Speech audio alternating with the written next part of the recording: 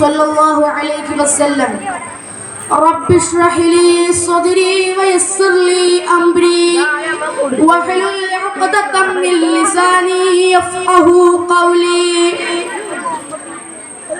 അഭിവന്ദനും ബഹുമാന്യരുമായ ഉസ്താദുമാരെ, വിദ്യാർത്ഥികളെ, വിധികർത്താക്കളെ, പ്രവാചക പ്രകീർത്തനങ്ങൾ പേമാരി പോലെ പെയ്തിറങ്ങുന്ന ഈ മഹത്തായ പരിപാടിയിൽ ഉത്തമ മാതൃക എന്ന വിഷയത്തിൽ അല്പം ചിന്തകൾ നിങ്ങളുമായി പങ്കുവെക്കാൻ അവസരം നൽകിയ അഹദവനാണ് സർവസ്തുതിയും.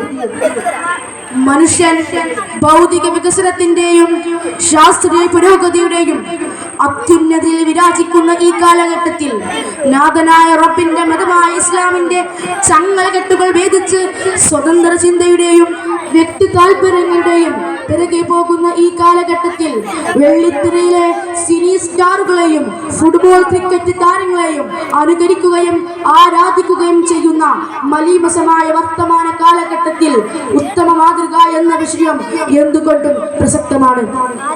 അല്ലാഹു പ്രവാചകനിലൂടെ മാർഗദർശനം നൽകുക മാത്രമല്ല, അതനുസരിച്ച് വിജയകരമായി പ്രവർത്തിച്ച് കാണിക്കാൻ ഒരു മാതൃകാ പുരുഷനായിട്ട് കൂടിയാണ് നിയോഗിച്ചത്.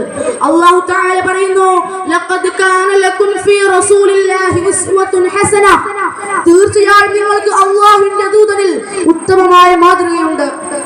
മുത്തുനബിയുടെ ജീവിതം, അവിടെ നിന്ന് നമുക്ക് കാണിച്ചു തന്ന പ്രവർത്തനങ്ങൾ, ഇതിലെല്ലാം നമുക്ക് അനുകരണീയമായ മാതൃകയുണ്ട് എന്ന യാഥാർത്ഥ്യമാണ് റബ്ബ് ഈ ആയത്തിലൂടെ നമ്മെ ബോധ്യപ്പെടുത്തുന്നത്.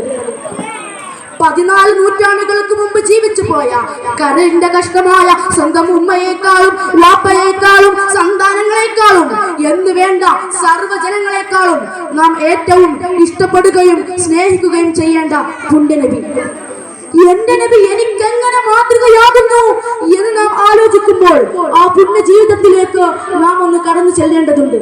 നബി സല്ലല്ലാഹു അലൈഹി വസല്ലമ തങ്ങൾ തന്നെ പറഞ്ഞു, ലാ യുഅ്മിനു അഹദുക്കും ഹത്താ യകൂന ഹവാഹു തബഅൻ ലിമാ ജിഅ്തു ബിഹി.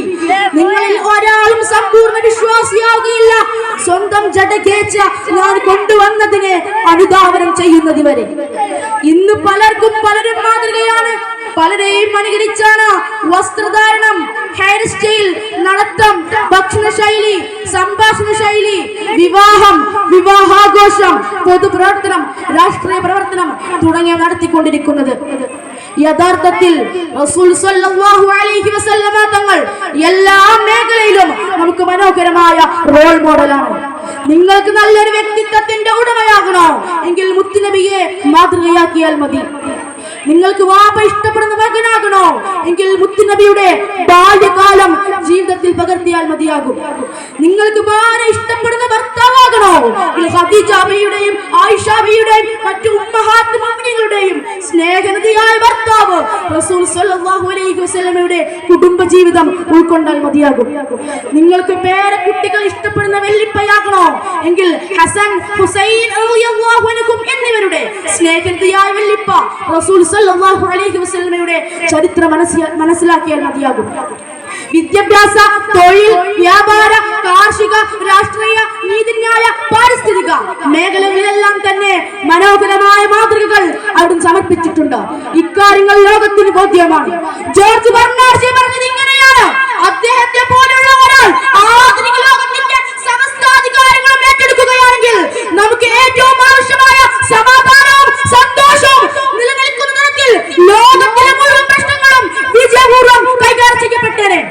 പ്രിയരെ, സമകാലിക സംഭവങ്ങളുടെ പശ്ചാത്തലത്തിൽ എനിക്ക് പറയാനുള്ളത്,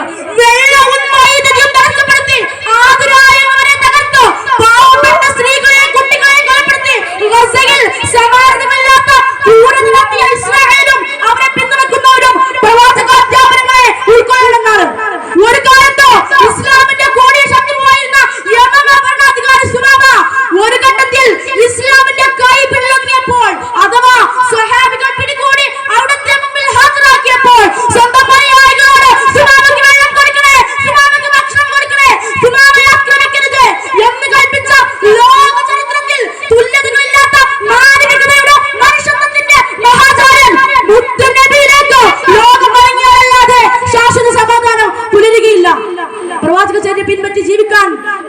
തൗഫീഖ് നൽകട്ടെ എന്ന് പ്രാർത്ഥിച്ച് ഞാൻ അവസാനിപ്പിക്കുകയാണ്. അൽഹംദുലില്ലാഹി റബ്ബിൽ ആലമീൻ. അസ്സലാമു അലൈക്കും വറഹ്മത്തുള്ളാഹി തആല വബറകാതുഹു.